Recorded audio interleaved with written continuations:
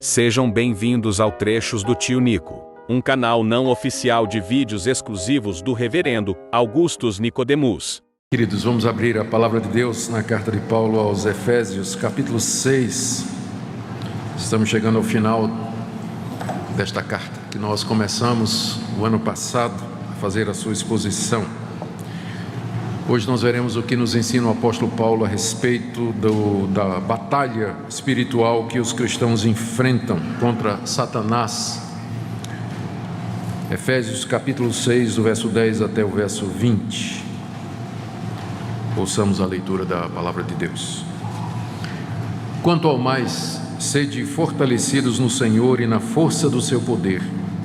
Revesti-vos de toda a armadura de Deus, para poderdes ficar firmes contra as ciladas do diabo. Porque a nossa luta não é contra o sangue e a carne, e sim contra os principados e potestades, contra os dominadores deste mundo tenebroso, contra as forças espirituais do mal nas regiões celestes. Portanto, tomai toda a armadura de Deus, para que possais resistir num dia mau, e depois de terdes vencido tudo, permanecer inabaláveis. Estai, pois, firmes, cingindo-vos com a verdade, e vestindo-vos da couraça da justiça, calçai os pés com a preparação do evangelho da paz, embraçando sempre o escudo da fé, com o qual podereis apagar todos os dardos inflamados do maligno. Tomai também o capacete da salvação e a espada do Espírito, que é a palavra de Deus. Com toda oração e súplica, orando em todo o tempo no Espírito, e para isso vigiando com toda perseverança e súplica por todos os santos, e também por mim, para que me seja dada no abrir da minha boca a palavra, para com intrepidez fazer conhecido o mistério do Evangelho, pelo qual sou embaixador em cadeias, para que em Cristo eu seja ousado para falar, como me cumpre fazê-lo. Até aqui a leitura da palavra de Deus. Vamos orar e pedir que o nosso Deus nos dê compreensão na sua palavra e que através dela Ele supra todas as nossas necessidades. Ó Deus, nós pedimos que Tu envies o Teu bendito Espírito Santo para aplicar a Tua palavra e a exposição dela ao coração dos Teus filhos e filhas nesta noite. Nós precisamos ser instruídos a respeito destas verdades aqui reveladas, Senhor. Nós queremos orar também por aquelas pessoas que aqui estão essa noite e que ainda não compreenderam a sua profunda necessidade de arrependimento e fé em Cristo Jesus para perdão e salvação. Pedimos, Pai, que esse momento, portanto, traga glória ao Teu nome e edificação para o Teu povo, alegria para todos nós. É o que pedimos em nome de Jesus. Amém. O apóstolo Paulo está chegando ao final da carta que ele escreveu à igreja de Éfeso. Nos 3 primeiros capítulos, como vocês se lembram, ele falou a respeito dos privilégios dos cristãos. O que é que significa ser cristão? Ele falou da igreja, como Deus desde a eternidade elegeu e predestinou de entre a humanidade perdida aqueles que Ele quis. Como Jesus Cristo veio ao mundo morrer por estas pessoas e ofereceu na cruz um sacrifício eficaz por elas. E como o Espírito Santo, pela pregação da palavra, chama estes eleitos de Deus através da história, formando um corpo que é a igreja, que é composto de judeus, gentios, pessoas de todas as raças, homens e mulheres, pobres e ricos, cultos e não educados, todos aqueles que professam o nome de Jesus como seu Senhor e Salvador. Isso ele nos ensina dos capítulos 1 até o capítulo 3. Depois ele passou a falar, ele falou primeiro dos deveres, ele passa a falar primeiro dos privilégios e agora ele fala dos deveres. De que maneira nós, que fomos alcançados pela graça de Deus no Evangelho, devemos viver aqui nesse mundo? Ele fala da necessidade da unidade da igreja, ele fala sobre os dons espirituais, ainda no capítulo 4, que Deus deu à igreja para a sua edificação.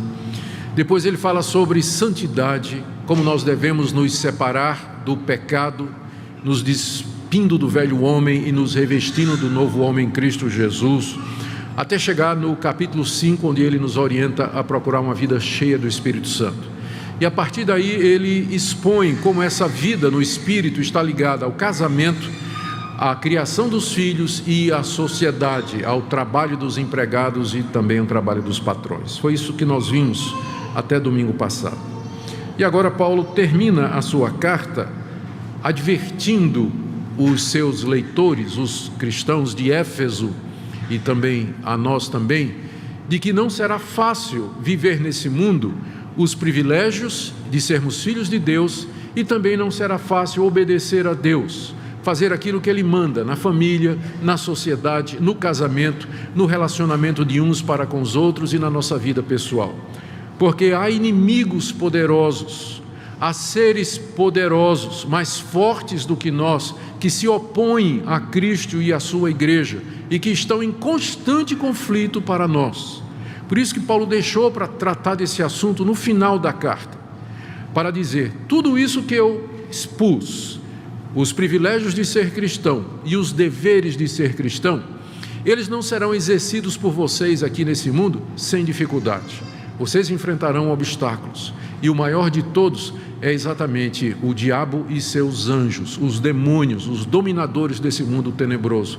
Existe uma guerra espiritual acontecendo, forças maiores do que nós, que procuram nos impedir de desfrutar plenamente tudo aquilo que nós temos em Cristo Jesus e que procuram também impedir que nós vivamos de acordo com as orientações que Deus nos deu. É por isso que Paulo inicia essa última sessão dizendo no verso 10, quanto ao mais.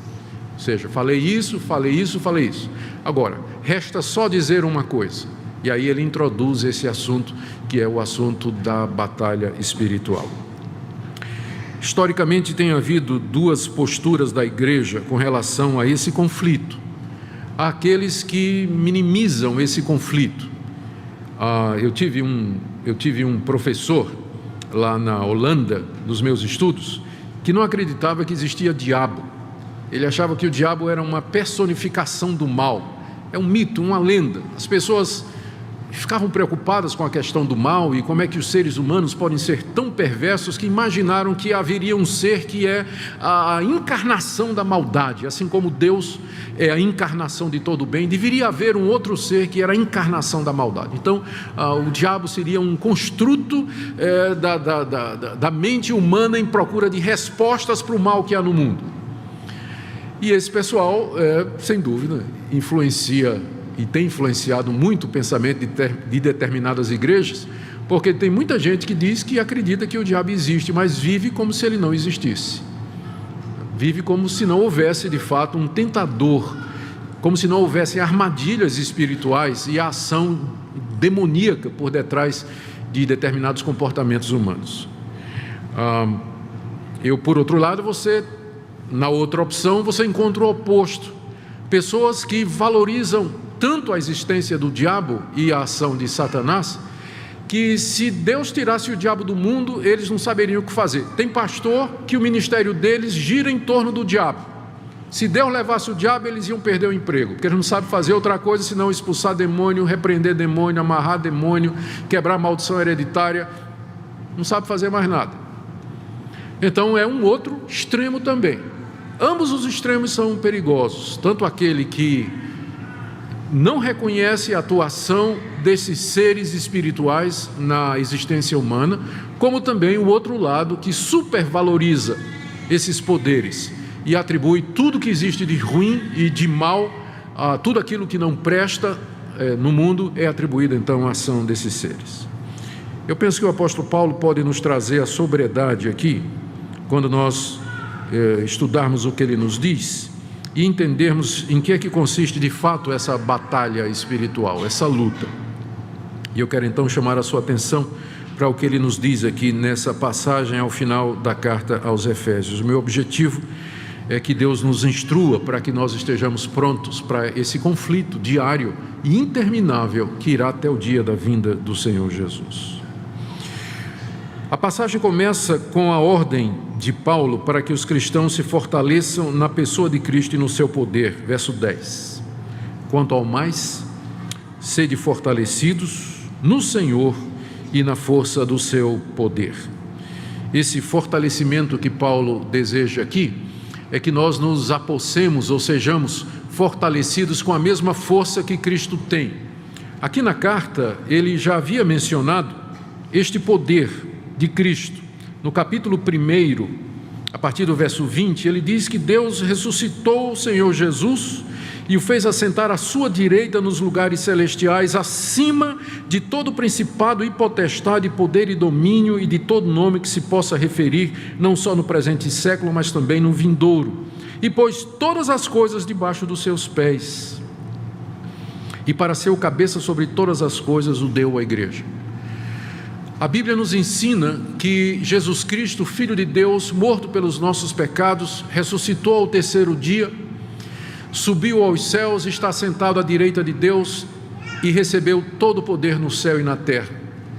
Ele está sobre toda a criação e ele tem autoridade sobre toda a criação. Diz o texto aqui no verso 21 que ele recebeu poder acima de todo principado e potestade, poder e domínio e nome que se possa referir, não só no presente século, mas também no vindouro. Ou seja, é a maneira da Bíblia dizer que Jesus é Senhor de toda a criação. Não existe nenhuma criatura que esteja fora do domínio dele. Ele tem autoridade absoluta sobre todos, homens e anjos, caídos ou não, sobre demônios, sobre espíritos maus, todos estão debaixo da autoridade de Jesus Cristo. E essa é uma lição que nós precisamos aprender desde o começo. O diabo, como é descrito em algumas religiões, em algumas manifestações religiosas evangélicas, parece ser um poder independente, igual ao poder de Deus, só que na direção contrária, e que faz o que quer, e Deus apenas tem que vir atrás e consertar o estrago que o diabo fez.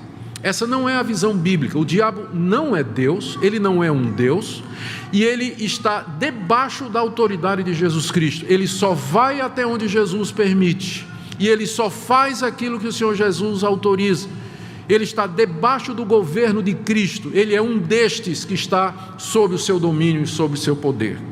Então, nós não devemos pensar no diabo como sendo este poder independente, mas lembrar que ele também está debaixo do governo de Deus e da autoridade de Deus. Só há um Deus, e ele governa sobre todas as coisas, inclusive sobre as forças do mal.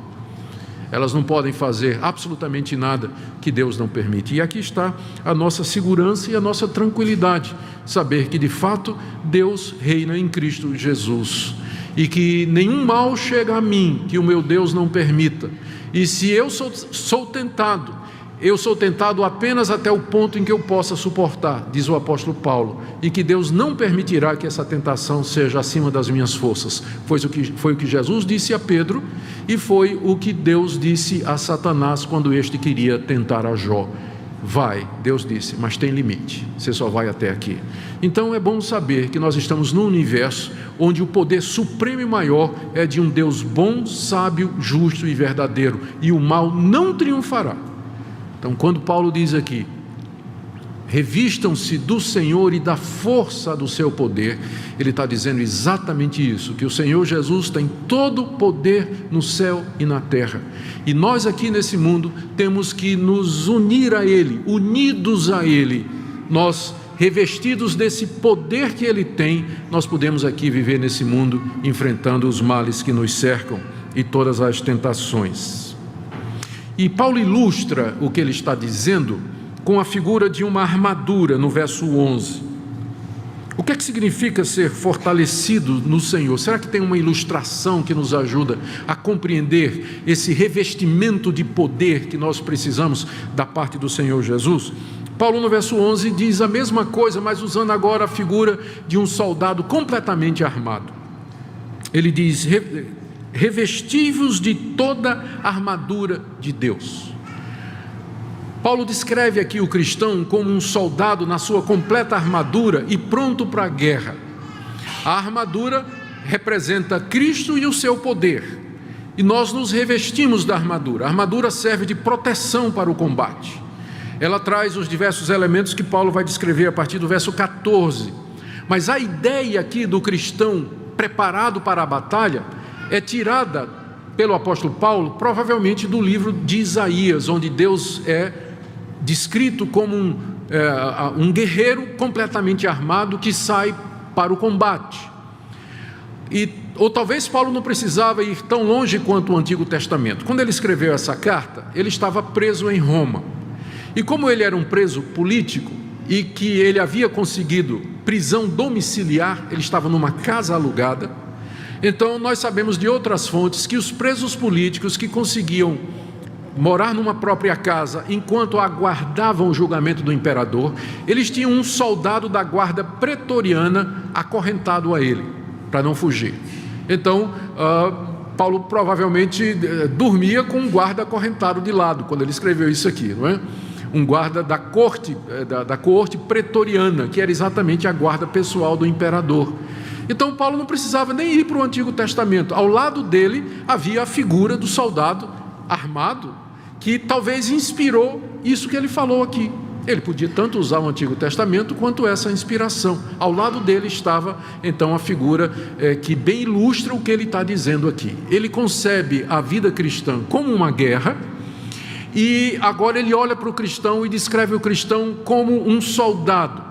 Isso aqui é muito bom para nós termos cuidado em pensar que a igreja é um grande hospital onde que sua tarefa é cuidar dos feridos. Essa metáfora é muito difundida entre os evangélicos, não é? A igreja é um grande hospital e aí lá as pessoas vão lá para serem curadas das suas necessidades. É verdade, mas é curioso que nenhuma vez na Bíblia a metáfora do hospital é usada para descrever a igreja. Sabe quais são as metáforas prediletas no Novo Testamento para descrever a igreja? Um exército, armas, armadura, combate, guerra. Então, é claro, nós vamos à igreja porque nós queremos perdão, nós queremos cura, nós queremos reconciliação, nós queremos ser libertos da nossa culpa, do nosso mal, mas não para aí. Porque, na verdade, se você é de Cristo, você faz parte desse exército, você é um guerreiro, você está em combate, você está em conflito, há uma guerra acontecendo. E você precisa, para enfrentar essa guerra, se revestir da armadura de Deus, que é o poder do Cristo ressurreto. Revestivos de toda a armadura de Deus. Essa é a figura que Paulo usa para explicar a necessidade que nós temos de estar preparados para enfrentar essa guerra tremenda. Ele nos dá algumas causas em seguida para que nós tomemos a armadura de Deus ou nos revistamos do poder do Senhor Jesus. A primeira está no final do verso 11. Revestivos de toda a armadura de Deus para poderdes ficar firmes contra as ciladas do diabo. Aqui ele introduz o nosso inimigo, que ele chama de diabo. Diabo é o nome padrão do Novo Testamento para esse espírito caído, inimigo de Deus, perverso, que tem como objetivo destruir a obra de Deus aqui nesse mundo. A palavra diabo significa acusador e vem de uma raiz grega que significa jogar alguma coisa através. Então a acusação é isso mesmo, você joga palavras através, não é, da distância entre você e a pessoa, as palavras como uma espécie de arma que você lança e acusa a pessoa. Esse é o nome de Satanás, é aquele que fica lançando acusações contra o povo de Deus. Mais adiante Paulo vai se referir aos dardos inflamados do maligno, que diz a mesma coisa, não é? Que se refere exatamente a esta coisa. Esse é o nosso inimigo. Ele é chamado de o acusador. Note que o método dele é descrito aqui como ciladas. A palavra grega para cilada é a palavra de onde vem a nossa palavra método, a palavra grega metodeia, de onde vem método, que indica um arranjo sistemático, alguma coisa estabelecida. E uma cilada é exatamente isso, é uma concepção bem organizada e estruturada de como você vai apanhar o seu inimigo. E quando eu era menino, morando lá no Ceará, eu nasci na Paraíba, vivi na Bahia, depois no Ceará e finalmente fui para Pernambuco. Então sou nordestino de verdade, né? Mas eu me lembro do tempo que eu morava no Ceará, meu pai tinha uma fazendinha e tinha lá não era um açude tão grande, mas tinha um açude lá. E eu costumava muito caçar, gostava muito de caçar, quando era permitido, né? Hoje em dia não mais. Caçava passarinhos. E uma das coisas que eu gostava de fazer era pegar passarinho com visgo de jaca. A jaca produz um visgo, né? Uma cola. Você não sabe nem o que é jaca, né? Coisa do Nordeste, não é isso? É porque não tem outra ilustração aqui. Bom, mas tudo bem. Mas então a jaca, né? É aquela fruta desse tamanho, ela tem esse visgo, que é uma cola, é um trem que quando gruda na mão, né? Fica. E aí o que é que fazia? Pegava a jaca, tirava o visgo, pegava um galho de árvore seco e revestia aquele galho com o visgo de jaca, subia na árvore e colocava o galho lá naquela árvore que eu sabia que os passarinhos vinham para beber água. E o passarinho chegava, né, completamente feliz da vida, desapercebido, e ele via um bom lugar para pousar, né, e ele aterrissava exatamente no galho. Estava cheio de visgo de jaca. Só restava depois eu subir e pegar o passarinho vivo, né? Aquilo foi um método que foi, a origem não é minha, claro, né? Mas era um método, uma armadilha que foi feita, que se baseava na observação, determinar o lugar, o passarinho vem beber água ali, determinar a árvore ideal que ele escolhe, saber que a jaca tem um visgo que é invisível ao olho nu, mas que vai pegar o passarinho. Há todo um método, há toda uma estratégia, há todo um planejamento. É isso que armadilha significa. E ao dizer que nós temos que tomar a armadura de Deus para poder ficar firmes contra as ciladas, as armadilhas do diabo, o apóstolo Paulo está dizendo que esse inimigo nosso, ele é ardiloso, ele é inteligente, ele nos conhece, ele tem um método, e o alvo dele é nos pegar. O objetivo dele é nos pegar e nos derrubar. Por isso que ele diz aqui, nós temos que ficar firmes. Temos que ficar firmes. Na verdade, ele diz isso aqui 3 vezes. Verso 11, ficai firmes. Final do verso 13, permanecer inabalável, que é o mesmo verbo na língua grega. E no verso 14, no início, estai, pois, firmes. Paulo diz que nós temos que ficar firmes contra estas armadilhas astuciosas, estas ciladas que o acusador das nossas almas arma contra nós. Então essa é a primeira razão que é colocada aqui, para que nós tomemos a armadura de Deus.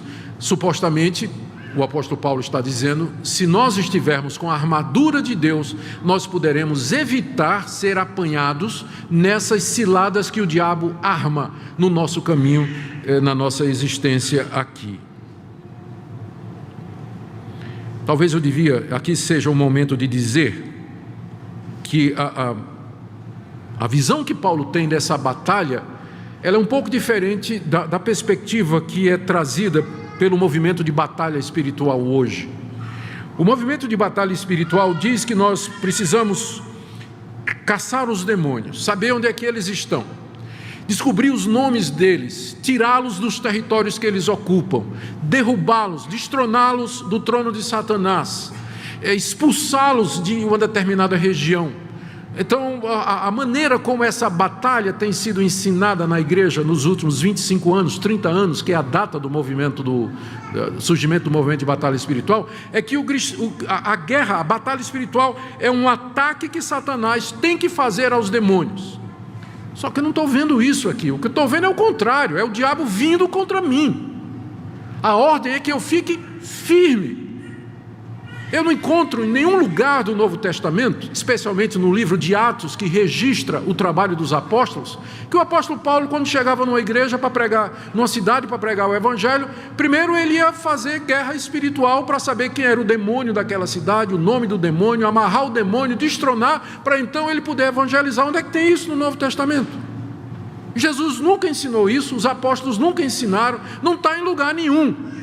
O que a Bíblia está dizendo é que nós já vencemos, o nosso Cristo já venceu, Ele tem todo o poder no céu e na terra, resta-nos ficar firmes contra o inimigo derrotado que vem ao nosso encontro para fazer o maior estrago que ele puder, mas a vitória já é nossa. Então é uma batalha de resistência. É claro, se nós, à medida que nós pregamos o Evangelho e plantamos igrejas, se aparecerem pessoas possuídas de demônios ou com opressão espiritual, nós vamos mandar sair em nome de Jesus. Mas esse não é um ministério de libertação de demônios. Onde é que tem isso aqui no Novo Testamento? Quarta-feira venham para a igreja que nós vamos ter uma reunião para expelir demônio. Me encontra aqui os apóstolos marcando reunião de libertação de demônio, por favor, no Novo Testamento. Eu creio que pessoas podem ficar possessas de espíritos hoje. Mas a minha tarefa não é sair catando, não. Agora, se aparecer, vai sair em nome de Jesus. Vai sair em nome de Jesus. Mas não é esse o meu ministério. Meu ministério é anunciar a palavra de Deus. Meu ministério é centrado em Cristo. É esse o ministério da igreja. Anunciar a Jesus e Ele vitorioso. As pessoas que formam ministérios em torno disso acabam glorificando quem? Quem acaba sendo o centro do ministério deles? Não. A nossa tarefa é ficar firme. A figura é de um soldado em campo já conquistado e que ele está firme guardando aquele território. E o inimigo derrotado está vindo em guerrilha contra ele, querendo tirá-lo daquela posição. Essa é a figura que nós temos que ter em mente. Eu tenho na minha cabeça uma imagem de há muitos anos passados. Estava na Holanda com minha esposa e filhos, na época em que o Iraque invadiu o Kuwait. E os Estados Unidos vieram em defesa e a Força Aérea dos Estados Unidos bombardeou as forças militares do Iraque, quebrou a espinha dorsal do exército iraquiano e os iraquianos tiveram que se retirar do Kuwait. Eles tiveram que sair. E a figura que eu tenho é na televisão as imagens de poços de petróleo incendiados pelos iraquianos quando eles batiam em retirada. Eles perderam o domínio sobre o Kuwait. Mas ao fugir, eles saíram destruindo tudo o que eles podiam, inclusive tocando fogo nos poços de petróleo do Kuwait. Essa é uma figura que eu gosto de usar para ilustrar o que é que nós estamos enfrentando aqui. Um inimigo que já foi derrotado, porque o Senhor Jesus tem todo o poder no céu e na terra. Ele venceu os principados e potestades. Então, Satanás é um inimigo derrotado, mas ele vai fazer o estrago que ele puder, até aquele grande dia em que o Senhor Jesus vier em glória e Satanás então será lançado no lago que arde com fogo e enxofre. Por isso, irmãos, diz o apóstolo Paulo, revesti-vos de toda a armadura de Deus para poderes ficar firmes contra as ciladas do diabo. É ele que está vindo, ele que está vindo contra nós. A segunda razão que Paulo diz ou dá para que nós tomemos a armadura de Deus e nos vistamos da força do Senhor Jesus, é a natureza dos nossos inimigos, que ele já preanunciou ao chamá-lo de diabo. Mas no verso 12 ele explica: porque a nossa luta, revestivos da armadura de Deus, porque a nossa luta não é contra o sangue e a carne, e sim contra os principados e potestades, contra os dominadores desse mundo tenebroso, contra as forças espirituais do mal nas regiões celestes. Portanto, tomai toda a armadura de Deus. A razão pela qual eu tenho que me revestir do poder de Cristo nesse mundo, viver unido ao meu Salvador vitorioso, como um soldado que está vestido de uma armadura, é porque os inimigos que eu tenho para enfrentar, eles são muito maiores do que eu, e eu não posso vencê-los na minha força. Os meus inimigos, diz Paulo aqui, o nosso inimigo, a nossa luta, no verso 12, não é contra o sangue e a carne, ou seja, não é contra pessoas de sangue, carne e ossos como nós. A nossa luta não é contra os nossos semelhantes. E é interessante que Paulo tenha dito isso quando ele estava preso lá em Roma. Ele estava preso em Roma. O imperador é inimigo dele e do cristianismo. Os judeus que denunciaram Paulo eram inimigos da fé em Cristo Jesus. Mas Paulo olha para o imperador, ele olha para aquele vasto império romano com sua arrogância, sua idolatria, e ele vê um poder maior por detrás do imperador e daquele império gigantesco. E ele diz: queridos, não pensem que a nossa luta é contra seres humanos, porque se fosse, não é? Então nós usaríamos armas humanas, nós pegaríamos na espada talvez, ou enfim, usaríamos estratégias militares. Não. Mas a nossa luta é contra poderes que vão além da realidade humana, que Paulo descreve aqui como sendo principados e potestades, dominadores desse mundo tenebroso, forças espiritual do mal nas regiões celestes. Regiões celestes é uma expressão que Paulo usa somente aqui na carta aos Efésios e que designa esse mundo espiritual que nos cerca, esse mundo invisível onde o nosso Deus habita e onde transitam os anjos e demônios e onde se dá, é o mundo espiritual que interpenetra com a nossa realidade humana, essa realidade invisível que nos cerca. Esses seres, eles habitam essa região, esse espaço que intersecta com o nosso, né? Essa realidade invisível que está ao nosso redor. Por isso que eles são chamados aqui de forças espirituais do mal. Espirituais no sentido de que eles não têm corpos como nós temos. Eles são seres imateriais, poderosos, são designados aqui como forças. Eles têm o domínio desse mundo tenebroso. Paulo aqui na carta se refere pelo menos 2 vezes ao mundo presente como estando debaixo de trevas. Veja aí o capítulo 2, de 1 em diante. Ele vos deu vida, estando vós mortos nos vossos delitos e pecados, nos quais andastes outrora, segundo o curso desse mundo, segundo o príncipe da potestade do ar, ou seja, o príncipe dos poderes aéreos ou invisíveis, o espírito que agora atua nos filhos da desobediência. Paulo já tinha se referido ao diabo na carta, dizendo que ele é esse espírito, ele é o príncipe dos poderes aéreos que atua nos filhos da desobediência. É interessante que logo no capítulo anterior, no capítulo 1, ele falou do Espírito Santo atuando nos filhos de Deus, mediante Jesus Cristo. E agora ele fala do diabo atuando nos filhos da desobediência, que são aqueles incrédulos, aqueles que estão nos seus pecados e que não se arrependeram ainda, mediante a fé em Jesus, para serem salvos e perdoados. A ponto de Lutero uma vez ter dito que o homem é uma besta, ou ele é montado por Deus ou pelo diabo. Se você é de Deus em Cristo Jesus, o poder que atua em você é do Espírito Santo. Mas se você não é de Cristo, se você está nos seus pecados, esse príncipe dos poderes aéreos atua na sua vida. Atua na sua vida. E diz ele aqui, não é, que escraviza segundo as inclinações da carne e dos pensamentos. Mais adiante, no capítulo 4, o apóstolo Paulo diz que a gente não deve andar como andam os gentios, aqueles que não creem no Senhor Jesus, na vaidade dos seus pensamentos, obscurecidos do entendimento, alheios à vida de Deus, por causa da ignorância em que vivem, pela dureza do coração, e que se tornaram insensíveis e se entregaram à dissolução para cometer toda a sorte de impureza. Ou seja, essa humanidade sem Deus, a humanidade que virou as costas para Deus, cega, surda, que não quer ouvir a Deus, andando na teimosia do seu coração, esses poderes governam essas pessoas, atuam nestas pessoas, iludindo, aumentando ainda mais as trevas do coração delas, encaminhando-as para falsos deuses, provocando a idolatria, levando-as a uma vida dissoluta, até que finalmente essas pessoas serão levadas à condenação eterna, ao juízo de Deus no inferno,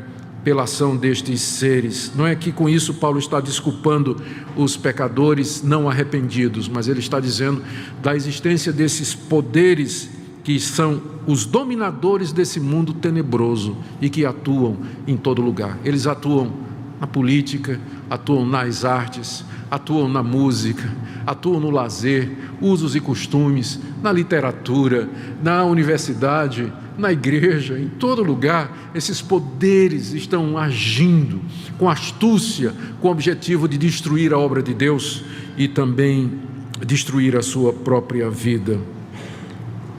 Essa é a razão pela qual nós temos de tomar a armadura de Deus. Ainda no verso 13, Paulo repete, portanto, ou seja, à luz da realidade dos nossos inimigos, tomai toda a armadura de Deus. E ele diz, para que possais resistir no dia mau. O que é o dia mau? Paulo já havia dito aqui que todos os dias são maus. Veja lá no verso 16 do capítulo 5, remindo o tempo porque os dias são maus. Mas dentre os dias maus, tem uns que são piores do que os outros. Todos os dias são maus. Ou seja, é assim que Paulo descreve a nossa vida aqui nesse mundo. Dias são maus porque nós estamos nessa realidade marcada pelo pecado, onde o sofrimento existe, onde a incompreensão existe, a violência contra seres humanos, a falta de amor, enfim, tantas coisas, doença, dor e sofrimento. Os dias são maus e sempre serão maus, mas há dias que são piores do que outros. Paulo parece estar se referindo ao fato de que Satanás concentra os seus esforços nas pessoas em determinados períodos. Ou seja, nós sempre estamos sendo tentados de uma forma ou de outra, mas parece que tem dia que o diabo vem com toda a cavalaria. Você lembra de dias assim na sua vida? Que parece que ele resolveu marcar você. Quer dizer, talvez você já tenha uma presunção muito grande você pensar que o diabo veio pessoalmente tentar você. Ele deve estar tentando John Piper, John MacArthur, esse pessoal. Para nós ele manda um demônio de terceira escala, alguma coisa assim, não é? Então é muita pretensão sua pensar que Satanás em pessoa está tentando você. Ele está tentando esse pessoal lá. Mas, porque ele não é onipresente, né? Satanás não é onipresente, ele não está em todo lugar ao mesmo tempo. Mas ou ele ou uma secla dele, parece que concentra. Tem dia que você tem a impressão que todas as forças do inferno se levantaram contra você.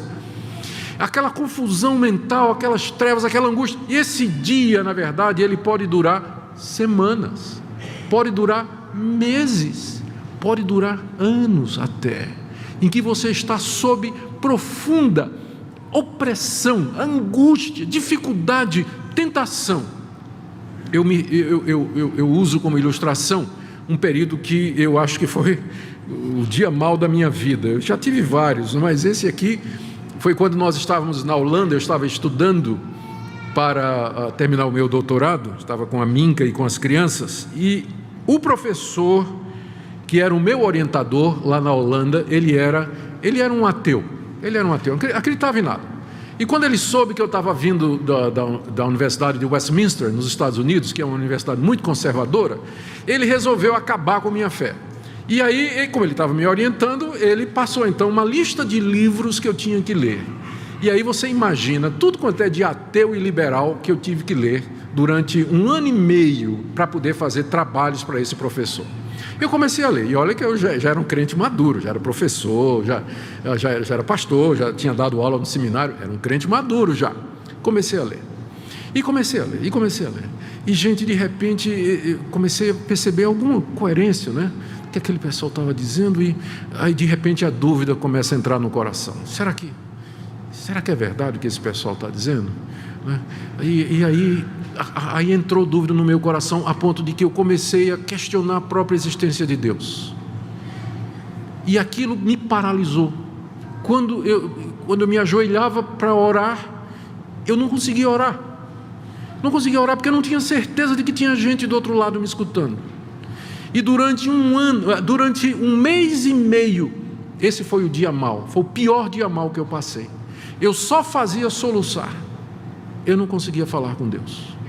E aquela opressão, aquela angústia, a dúvida entrou no meu coração e me questionava, e eu não sabia de nada. Escapei por isso aqui de ser ateu, por isso aqui. Finalmente, em desespero, eu falei com o meu orientador nos Estados Unidos, Dr. Moisés Silva, um cubano naturalizado brasileiro, um homem de Deus. Dr. Moisés, eu estou passando por dificuldade muito grande. Aí ele deu uma risada. Você está lendo o quê? O professor passou isso, ele deu uma risada e disse: leia esse livro aqui, que é antídoto, leia esse aqui. Então, me indicou todas as literaturas, e foi o que Deus usou para terminar o dia mau, não é? A ação daquele professor que me ajudou intelectualmente, e minha mente foi liberta para crer outra vez. Mas durante 1 mês e meio, eu experimentei as angústias e as trevas da incredulidade como nunca eu tinha experimentado em minha vida. E hoje eu agradeço a Deus que me preservou, porque, como eu disse a vocês, eu cheguei muito perto de perder a confiança na palavra de Deus e na Escritura. Por isso diz aqui: tomai toda a armadura de Deus, para que possais resistir no dia mau. Eu creio que eu só resisti porque eu sou crente mesmo, né? Sou convertido de verdade. E a graça de Deus, né? Lá no íntimo eu não conseguia fugir de Deus, né? Não conseguia virar as costas para Deus. Não tinha certeza de que Ele existia, mas também não tinha tanta certeza assim a ponto de dizer: eu vou virar minhas costas agora, né? Ele me segurou durante esse tempo. Há um dia mau que é diferente para cada pessoa. Talvez um sofrimento, uma doença, um relacionamento, um problema sem solução, não tem luz no fim do túnel, Mas para enfrentar esse dia e continuar crente, você precisa estar revestido da armadura de Deus, da força do Senhor Jesus e da glória do seu poder. A última razão que ele coloca aqui para que nós tomemos a armadura de Deus está no final do verso 13. Para depois de termos vencido tudo, permanecer inabaláveis. O alvo de Deus é que nós fiquemos inabaláveis aqui nesse mundo.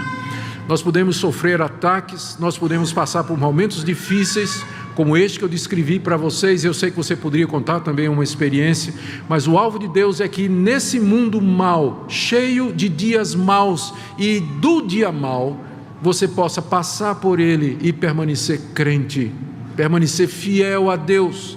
E por essa razão, você precisa se revestir do Senhor Jesus e da força do seu poder. Como um soldado veste a sua armadura para ir para o campo de batalha. A gente vê com tristeza cristãos completamente descuidados, que começam o seu dia ou vão para a batalha do dia a dia sem buscar a Deus, sem oração, sem comunhão com Deus, sem meditação na palavra de Deus, não tomam nenhuma atitude. Não é à toa que eles são laçados, não é à toa que são derrubados em problemas morais, em angústias, em erros e tropeços, e às vezes seguem heresias perniciosas, porque são descuidados na sua vida espiritual. A Bíblia é muito clara, você não pode ir contra esses poderes, e você precisa do Senhor Jesus, está revestido dele, senão você é uma vítima fácil, mais uma, que vai cair por causa da ação do diabo. Ele sabe exatamente as suas fraquezas e vai colocar no seu caminho aquilo que lhe atrai e lhe seduz, e você vai pousar como um passarinho naquele pé de árvore favorito, sem saber que ali está a armadilha que vai lhe ferrar e vai lhe segurar e vai destruir a sua vida. Portanto, irmãos, tomemos toda a armadura de Deus para vencer tudo e permanecer inabaláveis. Eu quero terminar aqui com alguns pontos que nós podemos tirar do que vimos até agora. No próximo domingo, querendo Deus, mercê de Deus, nós terminaremos do verso 14 até o verso 20 e terminaremos a carta. Queridos, existe uma batalha acontecendo e você está no meio dela. É uma batalha de natureza espiritual, de natureza invisível. É uma luta pela sua mente, é uma luta pelo seu coração. Estão errados aqueles que pensam que o alvo do diabo é tirar o teu emprego, tirar a tua saúde, tirar a tua prosperidade. É um erro essas pessoas pensarem que esse é o objetivo principal do diabo. Quem disse, eu te darei todos os reinos desse mundo, não foi Deus, foi Satanás. Se ele quiser, ele pode lhe dar prosperidade, fazer você rico e feliz da vida, desde que ele ganhe a sua alma, desde que ele encaminhe você no erro, desde que ele afaste você de Deus mais e mais. Então é um erro a gente pensar que batalha espiritual é uma luta para você se libertar da pobreza, da doença, dos males temporais que afligem os seres humanos aqui. Estou dizendo que Deus não nos livra destas coisas, mas estou dizendo que é um erro você pensar que o alvo do diabo é esse.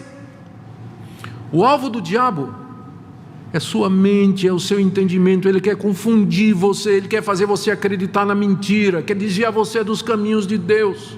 O alvo do diabo é fazer você tropeçar moralmente, você ser infiel com sua mulher, com seu marido, ser desonesto, ser mentiroso. É isso que o diabo quer fazer, ele é o pai da mentira. E se ele fizer isso, ele vai afastar você de Deus e vai destruir a sua vida. Então existe esse conflito, e nós não podemos nos esquecer dele. Mas outra coisa que nós podemos aprender aqui é que a vitória já foi ganha. O Senhor Jesus já triunfou sobre os principados e potestades, e Ele tem todo o poder no céu e na terra. E Deus nos chama, e chama você nessa noite, a que você se revista de Cristo, para que você possa enfrentar essa realidade aqui nos dias maus. Só há uma maneira de você vencer estes poderes, é que você seja de Cristo Jesus, que você seja convertido, que você de fato nasceu de novo, que você se arrependeu dos seus pecados, que o Espírito Santo mora em você e Cristo é o seu Senhor e Salvador, senão você está à mercê desses poderes. E ele vai iludir você e vai enganar você. E depois da sua morte você vai para onde ele irá. A Bíblia descreve como sendo o lago de fogo e enxofre, onde o seu tormento nunca cessa e que foi preparado para o diabo e seus anjos. Ele sabe que ele está indo, mas ele quer levar o maior número possível de pessoas com ele. Só tem uma maneira de você vencer esses poderes, é você se submeter ao Senhor Jesus, renunciar aos seus pecados e dizer: Senhor, eu creio em Ti como meu Senhor e Salvador, e eu quero viver para a Tua glória, e diariamente tomar esse poder de Cristo na sua vida como um soldado veste uma armadura, se preparando para a batalha. De outra forma, você não tem como enfrentar esses poderes. Se você está aqui essa noite e ainda não tem certeza disso, de que você pertence a Jesus, eu quero lhe convidar que nessa noite seja a noite em que você diga: sim, Senhor, eu quero crer. Nessa noite eu quero entregar a minha vida àquele que venceu.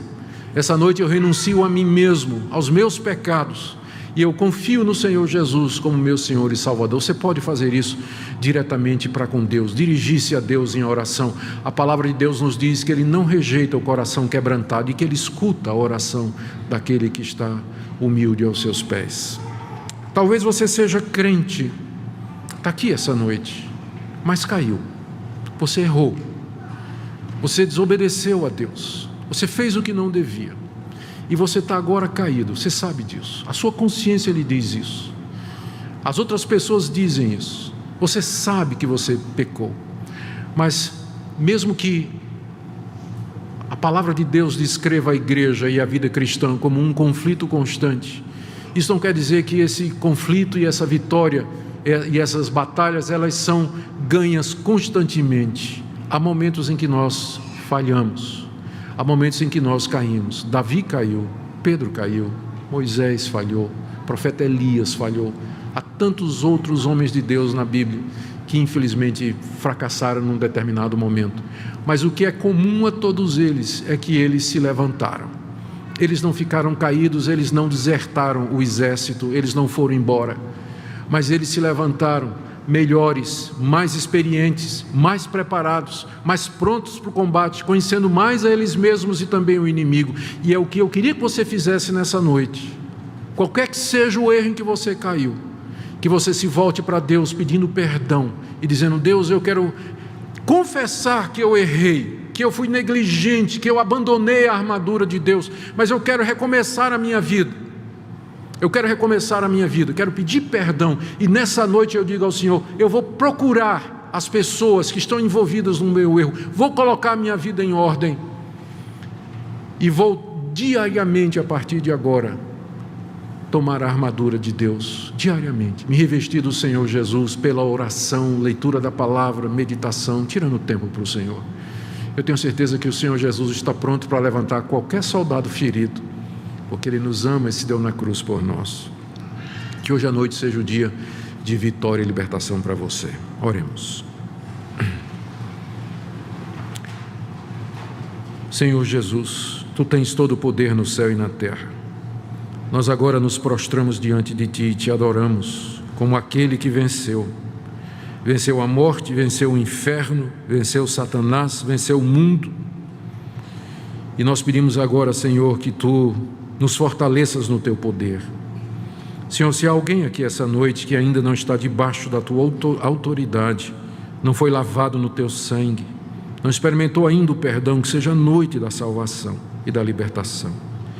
Pedimos também pelos Teus filhos e filhas que aqui estão nessa noite, que estão sendo negligentes, que não têm tempo para ter comunhão contigo, para ler a Tua palavra, para orar, gastar tempo precioso na Tua presença. Senhor, desperta-os nessa noite. Aos que já foram laçados pelo diabo, queira libertar, Senhor. E livra-nos do mal, não nos deixes cair nas astutas ciladas do diabo, mas nos preserve inabaláveis para o Teu reino. É o que nós pedimos em nome de Jesus.